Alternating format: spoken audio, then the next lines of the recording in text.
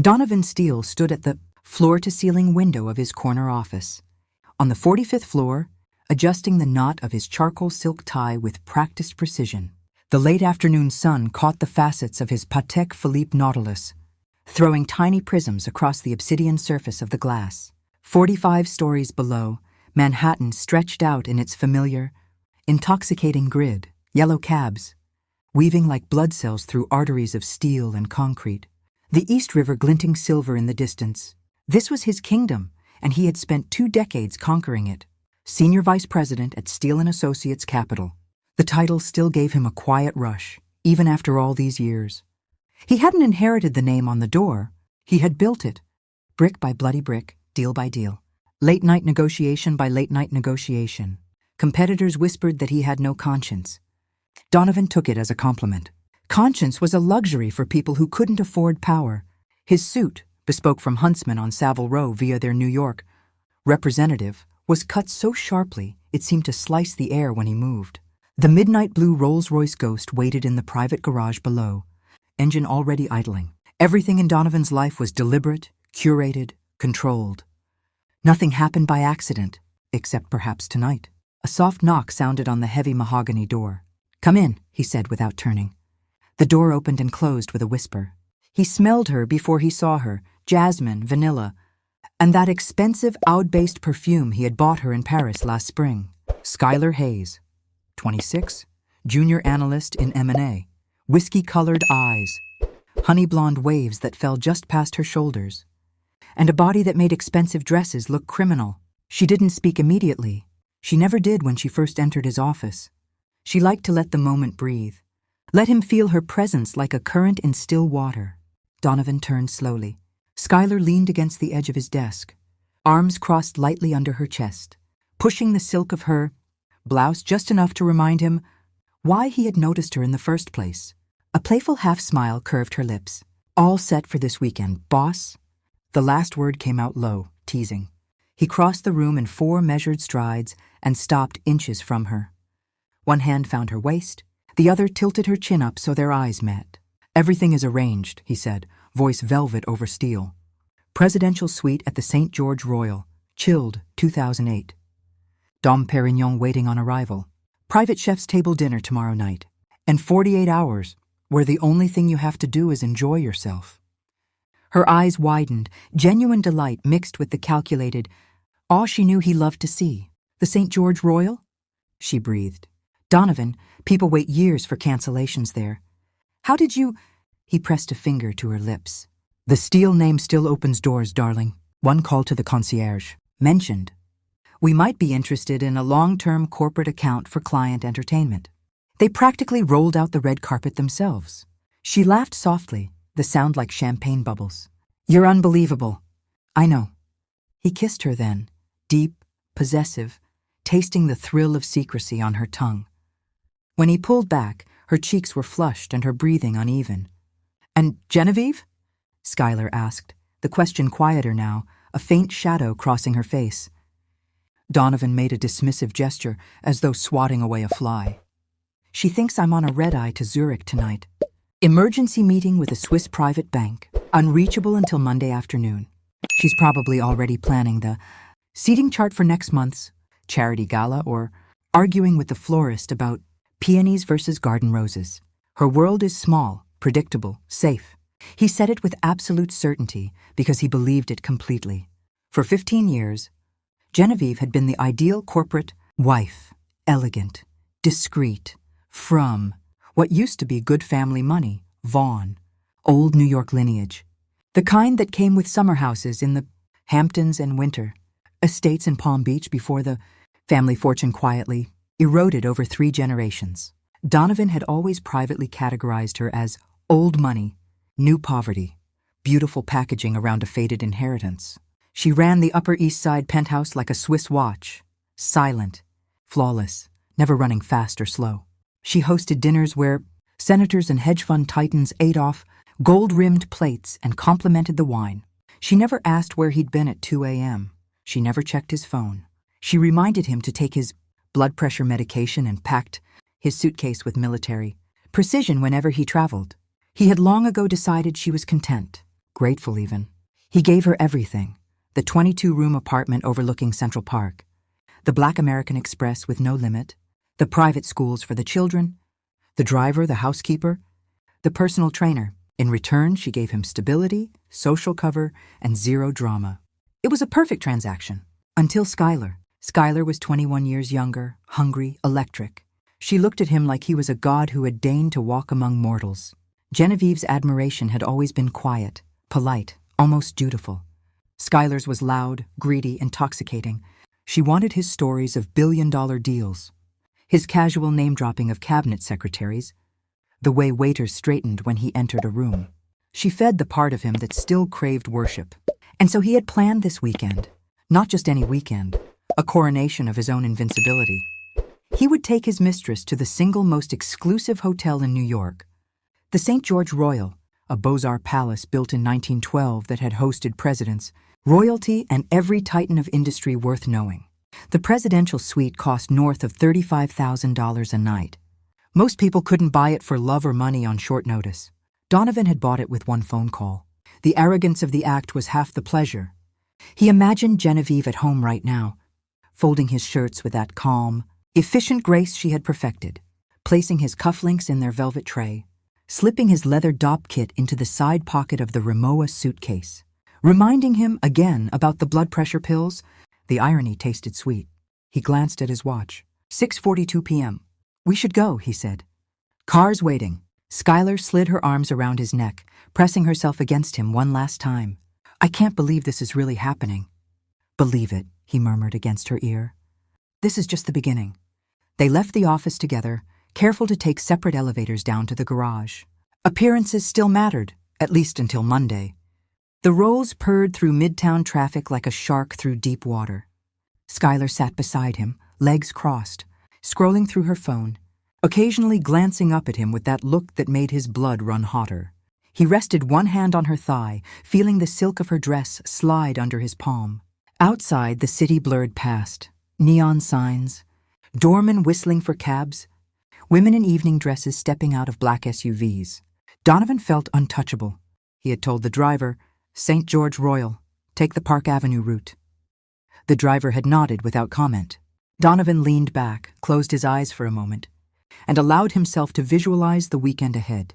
Champagne on ice, the private elevator straight to the penthouse level, the panoramic view over Central Park at night, Skylar in nothing but the hotel's silk robe, himself completely in command. No wives, no board meetings, no morality clauses. Just power, pleasure, and the exquisite thrill of getting away with it. The Rolls slowed, then glided to a stop beneath the hotel's grand iron and glass marquee. Gold lettering on black enamel spelled out the St. George Royal in elegant, understated script. Two doormen in dark green livery with gold epaulettes moved forward in perfect synchronization. One opened Donovan's door. "Welcome to the St. George Royal." "Mr. Steele," the man said, voice low and deferential. He knew the car. He knew the suit. That was enough. Donovan stepped out, feeling the familiar rush of arrival. This was his natural habitat. Not a guest, an owner in spirit. Skylar emerged from the other side, eyes wide, lips parted. She looked like a tourist who had wandered into Versailles.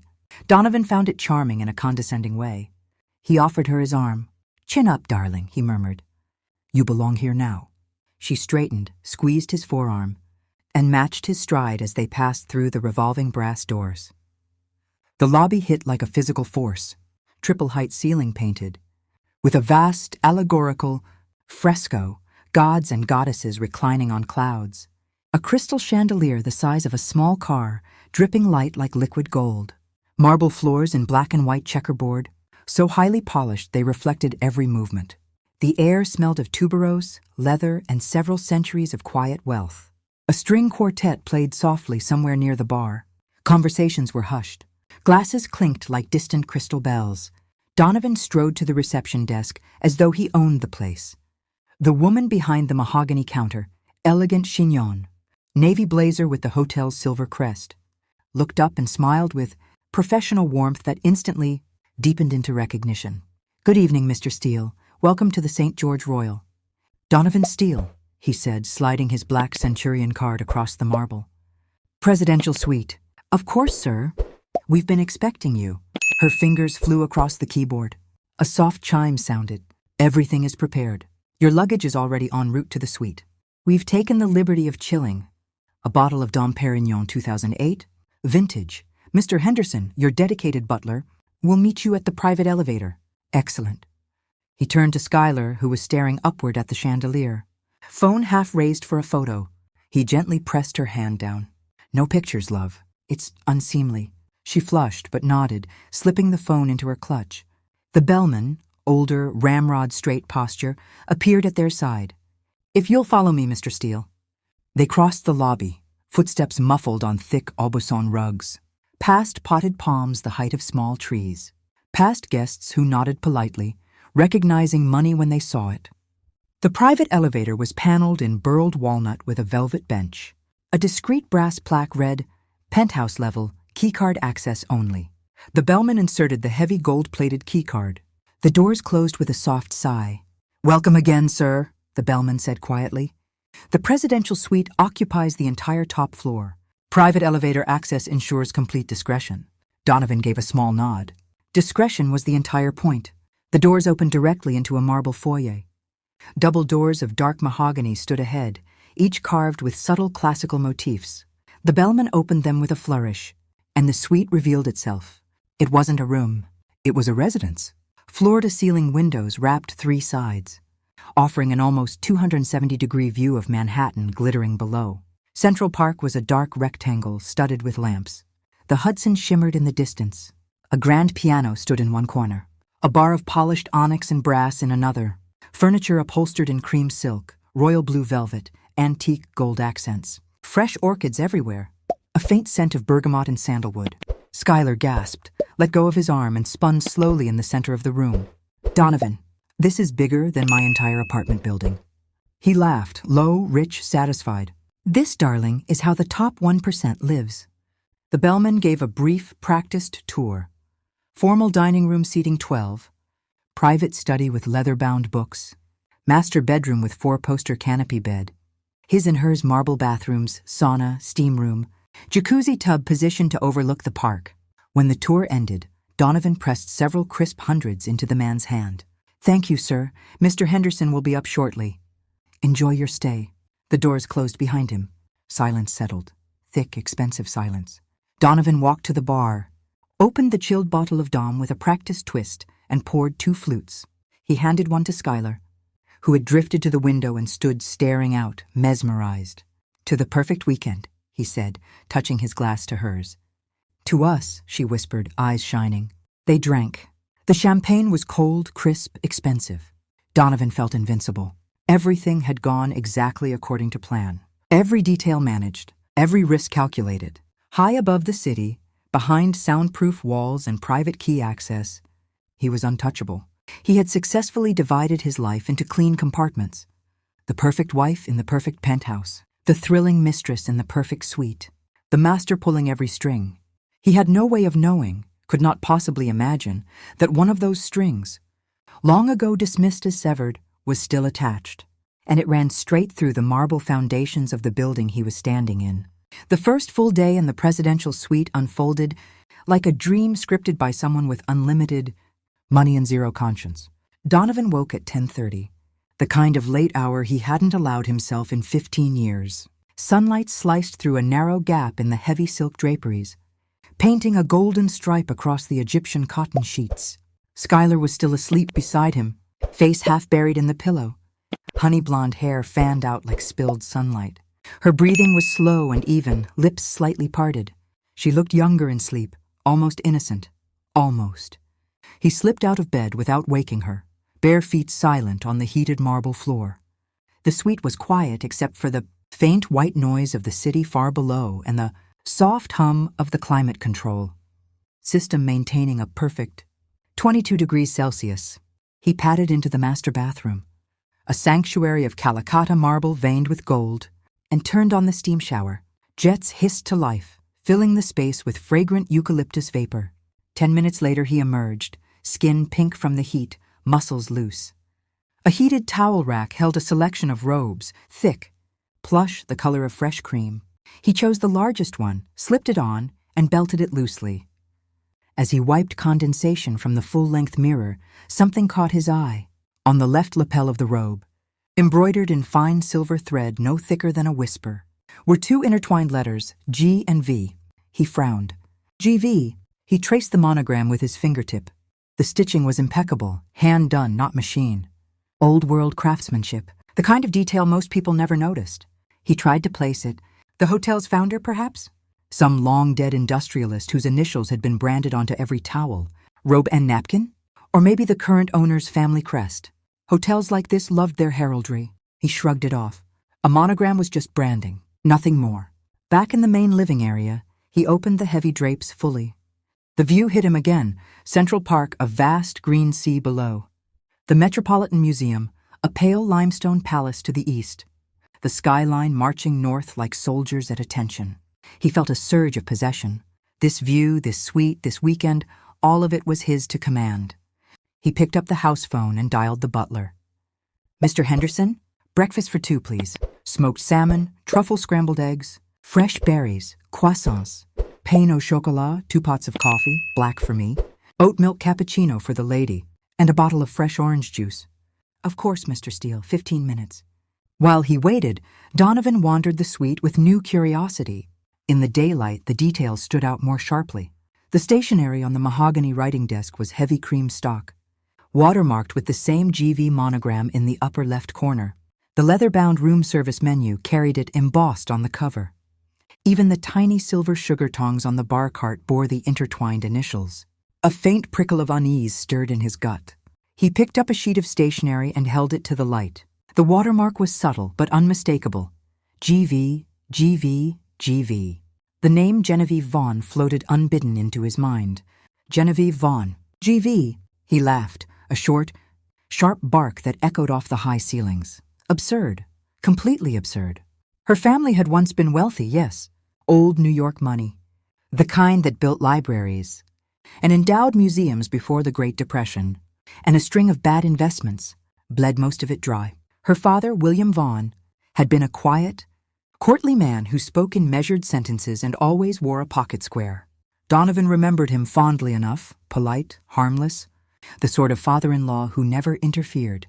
William had owned a handful of small boutique hotels in upstate New York and the Berkshires, quaint inns with four-poster beds and fireplaces, nothing on the scale of the St. George Royal, nothing that could touch a Beaux-Arts landmark that occupied an entire city block. No, impossible.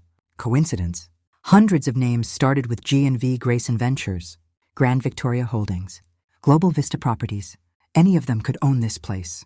He set the stationery down. Schuyler emerged from the bedroom a few minutes later, wrapped in one of the same robes. Hair tousled, eyes still heavy with sleep. She smiled when she saw him. "Morning, handsome." "Morning, beautiful." He kissed her forehead, then her mouth. She tasted like last night's champagne and toothpaste. Breakfast arrived on a silver cart pushed by Mr. Henderson himself, a tall, silver-haired man in his late 50s with the impeccable posture of someone who had once served in the military or at very serious diplomatic tables. "Good morning." "Sir, madam." Henderson uncovered the plates with practiced grace. "I trust everything is to your satisfaction so far?" "Perfect," Donovan said. "One question, though." "Of course, sir." Donovan lifted a sheet of hotel stationery and tapped the monogram. "These initials, GV, family of the founder?" Henderson's expression remained perfectly neutral, but there was the tiniest pause, less than a second, before he answered. "The monogram represents the ownership, sir. It has been the hotel's mark for several decades. Ownership, not founder, ownership." Donovan felt the prickle return, sharper this time. "I see," he said, keeping his tone light. "Thank you, Henderson." The butler inclined his head and withdrew. Schuyler was already at the dining table, photographing her plate from 3 angles, smoked salmon arranged like rose petals, a perfect quenelle of crème fraîche, a single chive blossom for drama. "Don't post that," Donovan said automatically. "I won't tag the hotel," she promised, already tapping. "Just aesthetic inspo." He sat across from her, poured coffee, and tried to focus on the food. The eggs were perfect, silky, flecked with black truffle. The salmon melted on the tongue. But every time his eyes drifted to the napkin folded beside his plate, GV embroidered in silver in the corner, the name, Genevieve Vaughn echoed again. He pushed the thought away. Paranoia? Overwork? Too many late nights reading balance sheets and term sheets? That was all. After breakfast, they dressed and went down to the hotel's private spa. Donovan had booked the couple's suite for the afternoon. Massage, sauna, plunge pool, the works. Skylar changed into a plush robe, again, GV on the lapel, and practically floated toward the treatment rooms. The masseuse was excellent. Donovan lay face down on the heated table, scented oil working into his shoulders and let his mind empty. For 90 minutes there was nothing but pressure, heat, and the low classical music drifting through hidden speakers. When they returned to the suite at 4 o'clock, Skylar disappeared into the bedroom to get ready for dinner. Donovan poured himself a single malt from the bar, Macallan 25, naturally, and stood at the window, glass in hand. The city glittered below, indifferent. He tried to summon the same sense of triumph he'd felt last night. He was here. He had won. He had bent one of the most exclusive hotels in the world to his whim, brought his mistress into its heart, and no one, not his wife, not his board, not his rivals, knew a thing. And yet the monogram kept surfacing. GV. He set the glass down harder than intended. Ice clinked. He crossed to the desk, opened the drawer, and pulled out every piece of stationery he could find. 10 sheets. Every single one bore the same watermark. He flipped through the room service menu again. GV, the leather portfolio containing the welcome letter from the general manager. GV, even the small brass key fob for the private elevator carried the monogram etched into the metal. His pulse ticked up. He opened his phone, airplane mode still on, as per his own rules for the weekend, and stared at the lock screen. A photo of the family from last Christmas. Him, Genevieve, their 2 children in front of the tree in the penthouse. Genevieve wore a cream cashmere sweater, pearls, that soft half-smile she always wore in photographs. She looked content, serene, decorative. He had always liked that photo. It projected exactly the life he wanted the world to see. Now it felt like evidence he hadn't examined closely enough. He closed the phone. Ridiculous. He finished the scotch, poured another, smaller one. Skylar emerged at 6:30, wearing the backless, black dress he had bought her in. Milan silk crepe that clung like liquid night. She looked devastating. "Ready?" she asked, twirling once. More than ready. They took the private elevator down to the hotel's signature restaurant, La Couronne. 3 Michelin stars. Chef Jean-Marc Laurent, the maître de Jean-Luc, greeted Donovan by name and led them to the best table in the house, a secluded banquette overlooking the hotel's private winter garden, lit by thousands of fairy lights woven through bare branches. The meal was theater. Amuse-bouche, a single oyster in a chalut gelé. First course, seared foie gras with black cherry reduction. Second, langoustine ravioli in a shellfish bisque so clear it looked like glass. Donovan ordered a bottle of Chateau Margaux, 2010. When the sommelier quoted the price, $4,800. Skylar's eyes widened. Donovan smiled. He liked that look. He liked paying for it. He told her stories, old war stories from the trading floor, the time he shorted a failing airline stock hours before bankruptcy was announced, the night he closed a $3 billion leveraged buyout over sushi at 3 in the morning. She listened like a disciple, hand resting on his thigh under the table, squeezing when he reached the punchline. This was what he craved: adoration, hunger, the feeling of being seen as more than a provider, more than a signature on checks. Genevieve had never looked at him that way. Her admiration had always been quiet, grateful, dutiful. She listened to his triumphs the way one listens to weather. Reports, polite interest, no real stakes. Skylar made him feel alive.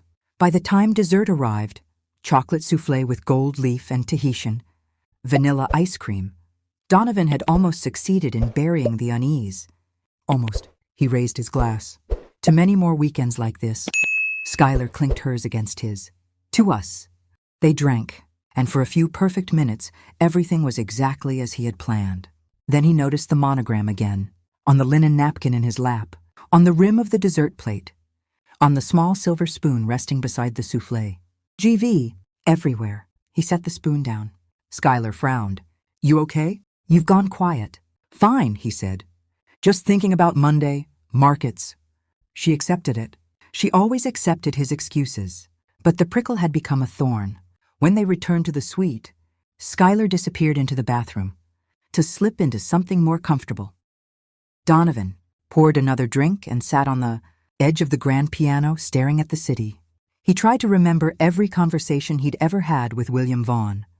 The old man had spoken often of legacy, of building something that lasts, of protecting the family name. Donovan had always nodded politely, assuming it was sentimental nonsense from a man whose best days were behind him. Now those words echoed differently. He opened the welcome binder on the coffee table, one last time. The letter from the general manager was printed on heavy stock. At the bottom, beneath the signature, a small line, Vaughn Hotel Group, and beneath that, in discreet silver ink, Genevieve Vaughn, proprietor. Donovan stared at the name. Proprietor. Not chairman, not majority shareholder. Proprietor. The glass slipped from his fingers and shattered on the marble floor.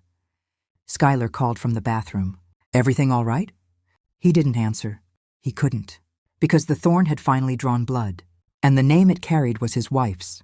The restaurant La Couronne fell silent the moment Genevieve Vaughn stepped through the arched doorway. It wasn't a dramatic entrance, no slamming doors, no raised voices. Just the soft click of Louboutin heels on polished marble, measured and deliberate, like the ticking of a very expensive clock counting down to midnight. Donovan felt the change in the air before he saw her. The waitstaff straightened imperceptibly. Forks paused halfway to mouths. Conversations died mid-sentence. Even the sommelier, who had been refilling a neighboring table's glasses with theatrical slowness, froze with the bottle tilted. Donovan looked up. She stood at the entrance, flanked by two men. The first was Elias Sterling, 70-something. Silver hair swept back, eyes like sharpened flint. Donovan had met him perhaps 5 times in 15 years, always at holiday dinners or charity functions. William Vaughn's oldest friend. The kind of lawyer who didn't win cases, he ended them before they began. The second man wore the navy blazer and silver crest of the hotel's general manager. He looked distinctly uncomfortable, as though he would rather be anywhere else. But Genevieve, this was not the Genevieve Donovan had left folding his shirts 2 days earlier. She wore a tailored navy wool pantsuit, sharp shoulders, narrow trousers cropped just above the ankle. Her hair, usually worn in soft waves or a low chignon, was pulled into a sleek, severe French twist that exposed the elegant line of her neck. No necklace, no bracelet, only diamond studs the size of small coins catching the chandelier light. Her makeup was minimal, red lipstick the exact color of fresh blood. Nothing else. She looked like a queen who had come to inspect her realm. Her eyes, cool gray, always calm, swept the room once, methodically, the way a general surveys a battlefield. Then they settled on their table, on him. Donovan's champagne flute felt suddenly leaden in his hand. His fingers went numb. Schuyler followed his gaze, turned and whispered, "Donovan, who is that? She looks a little like—" Her voice died as recognition hit. Genevieve began walking. Each step was unhurried. The click of her heels echoed in the hush like gunshots in an empty cathedral. Every eye in the restaurant followed her. Diners who had never met Donovan Steele suddenly knew exactly who he was and exactly what was about to happen. She stopped beside their banquette. She did not look at Schuyler. Not really. Her gaze passed over the younger woman the way one might. Glance at a misplaced chair, something to be removed. Nothing more. Her full attention was on Donovan. The scent of her perfume reached him, something crisp and expensive he hadn't smelled in years. Not the soft floral she usually wore. This was sharper, colder, like frost on steel. "Donovan," she said. Her voice was perfectly level. No tremor, no heat. The same tone she used when instructing the housekeeper to change the flowers or reminding the children to finish their homework. "I believe you are in my seat."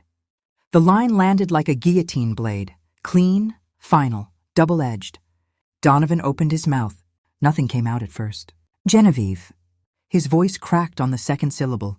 What are you doing here? I thought you were at the charity gala?" She finished for him, the smallest, humorless curve touching her lips. "I canceled." Something more pressing came up. Her eyes flicked, briefly, dismissively, to Schuyler. "And I see you've brought a guest." Schuyler shrank into the banquette, red lipstick suddenly garish against her paling face. She looked to Donovan, pleading. He had no rescue to offer. Genevieve returned her gaze to him. I must say I'm impressed. The presidential suite, the chef's table, Chateau Margaux. You do have expensive taste. A pause, perfectly timed. It's comforting to know you appreciate the family business. Family business. The words struck like a physical blow. Donovan's mind raced backward, through every monogram, every evasive answer from the butler, every GV he had tried to dismiss as coincidence. He tried to speak. I don't... Allow me to clarify, Genevieve said, voice lowering, just enough that only their table and the nearest tables could hear every word. My father, William Vaughan, founded the Vaughan Hotel Group 60 years ago. His first property was a 12-room inn in the Hudson Valley. He built it brick by brick, season by season. The St. George Royal was his crown. Jewel opened in 1987, after 20 years of acquisition and renovation. When he died 10 years ago, he left his entire controlling interest to me. Not to a trust, not to a board, to me. She let that settle. The restaurant was so quiet Donovan could hear his own heartbeat. For the last decade, she continued, I allowed a hand-selected board, men my father trusted, to manage day-to-day operations. I wanted to raise our children. I wanted to be a wife. I believed, foolishly perhaps, that the empire my father built was in safe hands, and I believed my husband would never give me reason to question that trust. For the first time, something flickered in her eyes. Not rage, not tears. Pain, deep, old, quickly smothered beneath steel. But I was wrong. She straightened. As of last Monday's annual shareholders meeting, I dissolved the advisory board and assumed my position as sole chairman and majority owner of the Vaughan Hotel Group, 117 properties worldwide, this hotel included. She gestured lightly at the room around them. The monogram you've been staring at all weekend isn't a Viscount's crest. It isn't a founder who died a century ago. It stands for Genevieve Vaughan. She leaned in slightly. Welcome to my hotel, Donovan. The silence was absolute. Donovan felt the blood drain from his face. The champagne flute slipped from his fingers and shattered on the marble. No one moved to clean it up. Genevieve turned her attention to Schuyler. Miss Hayes, correct? Schuyler nodded, trembling. You are a junior analyst at Steele & Associates Capital. Sleeping with your direct superior, a senior vice president, is a clear violation of your firm's ethics policy. Mr. Sterling has already forwarded the relevant documentation to your board and Human Resources Department. Your employment is terminated, effective immediately. I suggest you do not return to the office on Monday. Schuyler made a small, broken sound. Genevieve's gaze returned to Donovan. As for you, she reached into her small clutch and withdrew a single document. Thick, cream paper folded once. She placed it between his plate and his wine glass. Divorce papers, drafted by Mr. Sterling. The terms are non-negotiable. Over the past 3 years, I have documented everything. Dates, hotels, credit card charges, photographs, wire transfers to discrete accounts. You will sign. You will leave with the clothes on your back and nothing else. The Upper East Side penthouse locks have been changed. Your personal belongings are being packed as we speak and will be delivered to your office tomorrow morning. You are no longer welcome there. She paused. Our joint accounts, including the trusts my father established for me and the children, have been frozen. Your supplementary cards are canceled. If you contest this, I will use every resource at my disposal to ensure that the name Steele becomes synonymous with scandal and ruin in every financial circle from New York to Zurich. You will not see the children without my express, supervised consent. Are we clear? Donovan stared at the papers. He could not speak. Genevieve gave him one last look. Not hatred, not triumph. Just profound, chilling indifference. She turned to the maitre d'. Jean-Luc, please have security escort Mr. Steele's guest from the premises and present Mr. Steele with the full account for his stay. He will be settling it personally. Then she walked away, back straight, flanked by Sterling and the general. Manager, leaving nothing but the echo of her heels and the wreckage of a life behind her. Schuyler stood first. Mascara streaked her cheeks. She looked at Donovan as though seeing him for the first time. Not a titan, but a man who had just destroyed her future. You said it was safe. He had no answer. 2 security officers materialized. Polite, firm, they guided her toward the exit. Her red dress looked like spilled blood against the muted elegance of the room. Jean-Luc placed the leather folio on the table. "Your bill, Mr. Steele." Donovan opened it with shaking hands. The total was $187,412. He reached for his wallet. The black Centurion card came out. Jean-Luc returned 90 seconds later. "I'm sorry, sir. The card has been declined." "What?" "We've tried 3 times. The account appears suspended." Donovan tried the corporate visa. Same result. The diners were no longer pretending not to watch. Elias Sterling reappeared. "Mrs. Vaughn, Ms. Vaughn, has graciously agreed to cover the charges. The amount will be deducted from any settlement you might otherwise have expected." He slid the divorce papers closer. "Sign." Donovan's signature, once bold and commanding, was a trembling scrawl. The general manager appeared. "You have 10 minutes to collect your belongings and leave the premises. Security will escort you." The walk back to the suite was the longest of his life. Every staff member he passed looked through him. The deference was gone. Only cold efficiency remained. In the suite, his suitcase sat by the door, already packed. Zipped, tagged. Mr. Henderson stood beside it, expressionless. Donovan was out in 9 minutes. On the curb beneath the marquee, the drizzle had started. Cold, miserable. The doorman who had welcomed him so warmly now stared straight ahead. The Rolls-Royce was gone. Repossessed, he assumed. It had been registered in Genevieve's name. He tried to summon an Uber. The app spun. Card declined. He stood there in his $1,000 suit, useless phone in hand, rain soaking his shoulders. Eventually, he started walking. 6 months later, Donovan Steele lived in a 3rd-floor walk-up in Astoria. The apartment smelled of damp plaster and someone else's curry. His view was a brick wall tagged with graffiti. The radiator clanked like it was dying. He worked at Apex Solutions, a faceless firm doing compliance audits and data entry. His boss was 29 and treated him like an intern who had overstayed his welcome. The Patek Philippe was gone, sold. So were the cufflinks. The art, the wine collection. Old friends no longer answered. The name Steele was now a cautionary tale whispered on trading floors. Across town, Genevieve Vaughn stood on the balcony of the presidential suite, the same one Donovan had occupied, looking out over the city that was now indisputably hers. Forbes had put her on the cover last month. Headline: Genevieve Vaughn, the quiet heiress who rewrote an empire.